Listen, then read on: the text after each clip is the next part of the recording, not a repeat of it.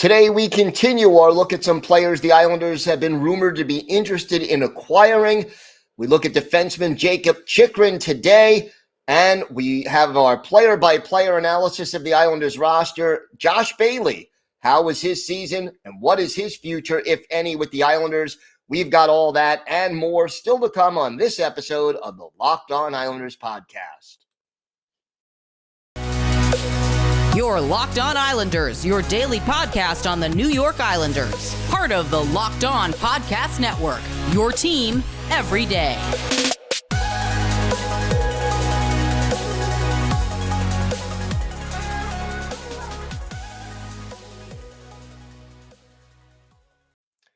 And welcome, everybody, to the Wednesday edition of the Locked On Islanders podcast. Gil Martin, so glad you could join us today and be part of the Locked On Islanders family. And thank you for making Locked On Islanders your first listen every day. We are free and available on all platforms. We've got a lot to discuss on today's show, but first, if you've got something Islanders related on your mind, if you have a question about something we discussed, a comment on a topic we've gone over on the show, or maybe you've got an idea for something you'd like to hear us discuss on the air, feel free to send us an email. The email address, as always, lockedonislanders@gmail.com. And if you leave your first name and where you're from, we're happy to mention you on the show when we discuss whatever it is that's on your mind. You can also follow the show on Twitter at Locked On Isles, and you can follow me, Gil Martin, on Twitter at Ice Wars, NYR_VSNYI. We'll keep you up to date throughout the offseason on all the latest Islanders news, notes, and happenings, from draft previews, free agency, trade rumors, everything that happens to this team up to and including the start of training camp in September. Locked On Islanders will be there. Let's continue our player-by-player discussion of the season that was. And today we're going to focus on Josh Bailey. Bailey, hard to believe, Bailey is not a kid anymore. He will be 33 years old by the time the new season starts in October 2nd. Bales will be 33, and he's been with the Islanders since 2008, 14 seasons with the New York Islanders for Josh Bailey, and he needs 7 more games to reach the magic 1,000 game mark. He scored in his career 176 goals, 555 points, and only 239 penalty minutes. This past year, however, 14 goals, 44 points in 74 games. And you look at the season that was for Josh Bailey. Clearly, Bales got off to a very poor start this year.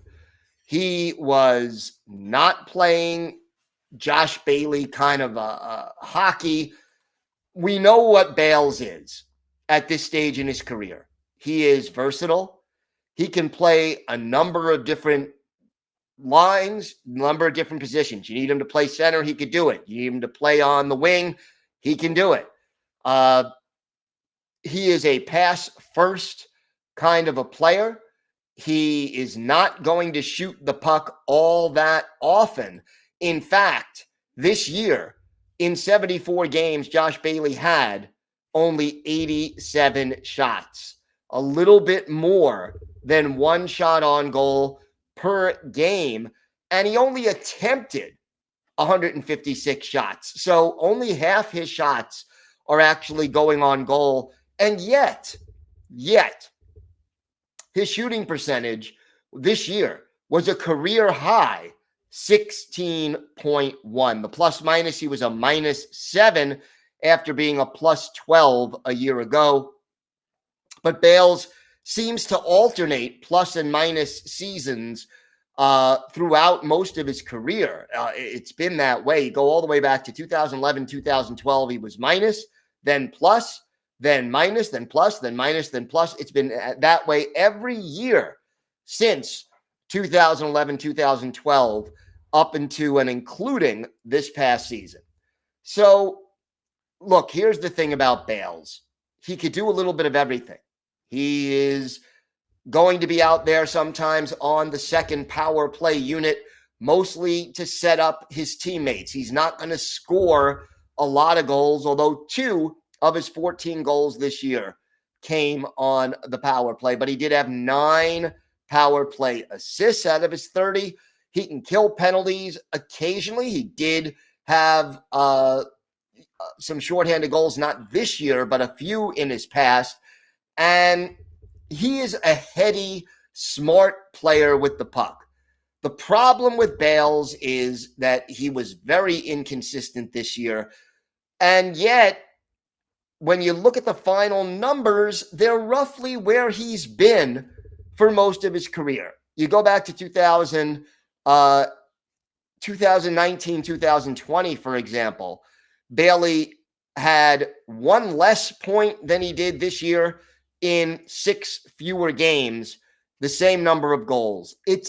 He's roughly in that range where over an 82 game schedule, if he stays healthy, he's going to give you 10 to 15 goals and a roughly 40 to 50 points. Now, his best year was 2017, 2018, when he had 18 goals and 71 points. Both of those numbers were career highs. That was the year before Barry Trotz arrived on the scene. But here's the thing. On a per game basis, his numbers have fallen off just a little bit each year. Now, Bailey still has another year or 2 left on this contract with a $5 million a year contract hit. You got to figure that a guy who'll be 33 at the end of or at the beginning of this season, probably going to start being on the downside of his career. Now, Bailey is not the kind of guy who relies on speed to get the job done. So I think for a guy who plays smart positional hockey to be effective and uses his vision and ability to pass the puck to be effective, he is someone who will probably age well, all things considered. And, one important aspect of Josh Bailey's game that obviously we did not get to see this year was that he raises his level of play in the postseason. Now, look, the slow start, no question. Through 23 games, Josh Bailey had 1 goal. The fact that he finished the season with 14 shows you that he did indeed pick up his play offensively. And even the assist numbers went up in the second half of the season. So Bales, in April in particular, finished strong, but unfortunately, as we know by then, it was a little too late to help the New York Islanders. So what does the future hold for Josh Bailey with the Isles? I think we're at the stage of his career where there still could be interest in Josh Bailey if the Islanders want to make a move and trade him. The fact that there's less time left on this contract of his makes him more tradable. And I think that because you're going to start seeing diminishing returns as he gets older, although, again, I think he'll age fairly well under the circumstances because of the style of play he plays, I think that if they're going to move him the next year, whether it be this offseason or the trade deadline or next offseason at the latest, it would make sense to try to look to trade Josh Bailey at that point if you're going to do it. Now, Bailey is a great Islander. And I think when you go back after his career is over, you will look at him as more of a great Islander. He's giving you 16 and a half minutes a game over the course of his career. His ice time numbers are still the same. 16:53 per game this year. The only thing we need from Bales a little bit more is consistency. Bailey is, to sum him up, a great complementary piece. He's not going to be the guy who leads your team in scoring, but he is the kind of guy who helps the guy who leads your team in scoring get the job done and be better. And he can help lead. He's not a vocal leader, but he's a quiet leader, good in the locker room, experienced. And like I said, 7 regular season games away from 1,000 for his career. So we'll see what Lou Lamoriello does about Josh Bailey this offseason. But I think he could be in play, and it should be interesting if he comes back. Bales, to me, is ideal on the third line. But again, we'll see where Lane Lambert ends up playing him. Could play on the second line, third line, in a pinch, the first line, but probably best suited for third or second line duty. We've got a lot more to talk about on today's show. When we come back, we'll look at some of the defensemen that the Islanders have been rumored to be interested in acquiring during this offseason. We'll talk about Jakob Chychrun of the Arizona Coyotes. All that and more still to come on the Locked On Islanders podcast. This episode is brought to you by Rock Auto. With the ever-increasing numbers of makes and models, it is now impossible for your local chain auto parts store to stock all the parts you need. Why endure often pointless or seemingly intimidating questioning and wait while the person behind the counter orders the parts on their computer, choosing only the brand their warehouse happens to carry? You have computers with access to rockauto.com at home and in your pocket. You could save time and money when using Rock Auto. So why choose to spend 30, 50, even 100% more for the same parts from a chain store or car dealership? Rock Auto is a family business. They've been serving do-it-yourselfers for over 20 years, and they've got everything you could need, from brake parts, tail lamps, motor oil, even a new carpet. Go to rockauto.com now and see all the parts available for your car or truck. Right, Locked On in their How Did You Hear About Us box so they know we sent you. Amazing selection, reliably low prices, all the parts your car will ever need. rockauto.com. Thank you for making Locked On Islanders your first listen. For your next listen, check out the Locked On Now podcast. Nightly recaps of every NHL playoff game with analysis from our local experts. It's free and available wherever you get podcasts.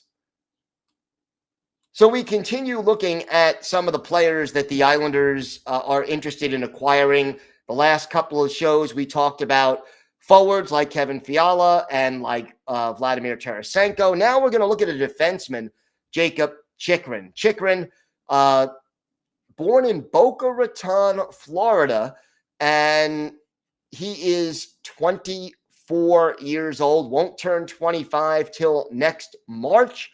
Former first-round pick of the Coyotes, has spent all 6 years of his NHL career in Arizona. And look, we know the Coyotes are not contending now and probably not going to be contending anytime soon. What you get from Chychrun, if you choose to acquire him, is a guy who could skate well with the puck, a guy who can pass the puck well, help you out on the power play at times, and really kind of give you a little bit more ability to skate the puck and pass the puck out of the zone to make the transition from defense to offense. He is not the best player in his own zone, which may not make him an ideal fit for the Islanders system. It certainly was, in my mind, a reason that under Barry Trotz, they probably didn't look at Chychrun as a great fit. He's got good size. He's 6'2", 211. He is young. Look, he comes from a hockey family. His dad, Jeff Chychrun, played in the NHL. His uncle, Luke Richardson, also had a lengthy NHL career. This past year with Arizona, only 47 games, 7 goals, 21 points. That's a little less than a point every other game. Kind of an off season for Chychrun last year, 2020, 2021, in 56 games, a career high 18 goals, a career high 23 assists, and 41 points. So here's a player who's probably, just starting to enter his prime now. He would make the Islanders younger. He could replace the skill set that the Islanders lost when Devon Taves and Nick Leddy left in back-to-back years. And replacing that skill set is a very important thing for this Islanders team. And you heard me say this several times, that the Islanders clearly, I had no trouble with them signing Zdeno Chara. I like Zdeno Chara. I think he was a useful piece. But the fact that they did not replace Nick Leddy's skill set adequately, to me, that was an issue that haunted the Islanders throughout this season. And that if Lou Lamoriello wants this team to return to the playoffs and be contenders again, that puck-moving defenseman who maybe can help out on the power play, who will contribute a little bit more offensively. Here's a guy who in 47 games had 141 shots on goal. You put him, offensively onto this team. He is somebody who can give you a little bit more juice, and the Islanders lacked that. The transition game, we know, was lacking throughout the year, and I just think that here is a player who would fit in well if he's willing to do the dirty work, so to speak, that would allow him to fit into the Islanders system. And that may indeed be the key question that the Islanders have to answer before they acquire Chychrun. Now, what would it cost the Islanders to try to get Chychrun? I'm guessing that, the Coyotes are a team that is still a year or two away, at least, from contention. They are in sort of a full-scale rebuild mode. And under those circumstances, a young prospect and or a draft pick, depending on the pick, might do it. Would they possibly be interested in a guy like Anthony Beauvillier, who's still on the young side and maybe needs a change of scenery to get the most out of his talent? Maybe. Would they happily take a veteran player if you want to go that route? Maybe if they can get enough offense from them. Still a lot of unanswered questions, but if I'm the Arizona Coyotes, I think what you're looking at is right now you ask for the moon, but you maybe settle for just getting outside of the atmosphere kind of a thing. And the cap hit on Chychrun, not all that bad. $4.6 million this past year was Jakob Chychrun's cap hit. That is something the Islanders could afford, and that also makes him desirable. So those are the pros and cons on Chychrun. And as to whether or not the Islanders will be able to go out and get him, I think a lot of it will depend on the asking price and the market.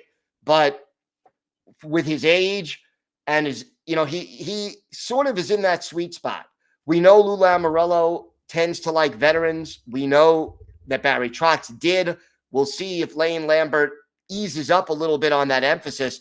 But Chychrun is still, like we said, 24 years old, and yet he has 6 full seasons of NHL experience. So he's a veteran, but he's not old, and that puts him in a sweet spot where you could say, yeah, we could count on this guy to play and be in the right place at the right time, but he's not going to slow us down. So we'll see what happens with Jakob Chychrun, but right now, the Islanders still looking to make some additions according to Lou Lamoriello, and we'll see how that goes. When we come back, we have our Islanders birthday of the day. We're a day early, but it is a current Islander, and let's see if you can guess who that is. All that and more still to come on the Locked On Islanders podcast. Time now for our Islanders birthday of the day. We are, as I said, a day early, but Thursday is the 25th birthday for Islanders forward Matthew Barzal. Barzy, born May 26, 1997 in British Columbia, Islanders' first overall pick in the 2015 draft, 16th overall. And, he is, to this day, the Islanders' most dynamic offensive player. Won the Calder Trophy in 2018 after scoring 22 goals and 85 points in 82 games. Never matched those numbers under Barry Trotz. And one of the things you got to hope as an Islander fan is that Lane Lambert is able to maybe get a little bit more from Matthew Barzal than what Barry Trotz got. And we discussed that a little bit on the show a couple of days back. So look for that last week. And we sort of went in depth as to how that might happen. We're going to go back and look at one of Matthew Barzal's better games as an Islander, April 1st, 2021 at the Nassau Coliseum. Islanders hosting the Capitals. Ilya Samsonov, the goalie for Washington. Semyon Varlamov, the goalie for the Islanders. Washington scoring early. John Carlson, his 8th from Tom Wilson and Connor Sheary. Just a minute, 1 second into the game. Islanders down 1-0. But then Jordan Eberle, his 12th from Uncle Leo Kamara, and Matthew Barzal at 5:02. It's a 1-1 game. Matthew Barzal then goes to work late in the period. His 11th, unassisted at 16:09. Islanders up 2-1. Less than a minute and a half later, Brock Nelson, his 13th from Josh Bailey, makes it 3-1 Isles. Daniel Sprong, 22 seconds after the Nelson goal, makes it a 3-2 hockey game. But then our Islanders' birthday of the day, Matthew Barzal adds his 12th. Eberle and Mayfield on the helpers at 18:53. Islanders up 4-2 after the first period. In the second, Casey Cizikas makes it 5-2, his 7th from Cal Clutterbuck as the identity line gets the job done. That goal coming at 3:03, 5-2 Isles. But then the Islanders go shorthanded. Too many men on the ice is called. TJ Oshie cashes in for the Caps. His 10th from Alex Ovechkin and Nicholas Backstrom at 6:47. And suddenly it is a 5-3 game. Jordan Eberle makes it 6-3, his 13th. Barzal and Green with the assist at 8:08. But with less than a minute left in the period, Carlson gets his 2nd of the game, 9th of the year. Jacob Vrana and Daniel Sprong with the assists. We head into the third period, and it's a 6-4 Islander lead. But in the third, Josh Bailey, his 6th, from Brock Nelson and Anthony Beauvillier at 3:13. And then our Islanders' birthday of the day, Matthew Barzal closes out the hat trick, his 13th from Josh Bailey and Scott Mayfield at 18:54.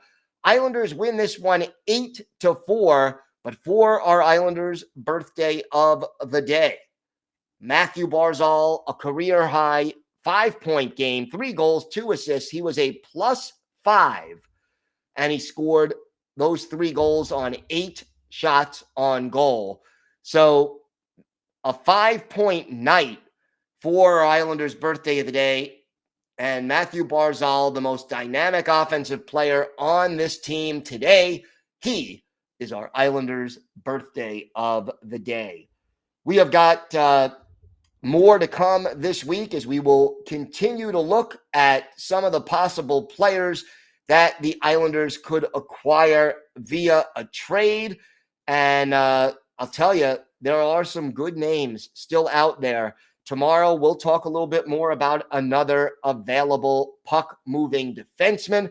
And we will talk about Sebastian Aho as we continue our player-by-player look at the Islanders roster. So we have got a very, very busy offseason here for you on Locked On Islanders. Thanks for making Locked On Islanders your first listen every day. Now make your second listen Locked On NHL. From first-round matchups to each Stanley Cup kiss, Locked On NHL covers the playoffs like no other. Hear the latest news and opinions from local experts every Monday through Friday.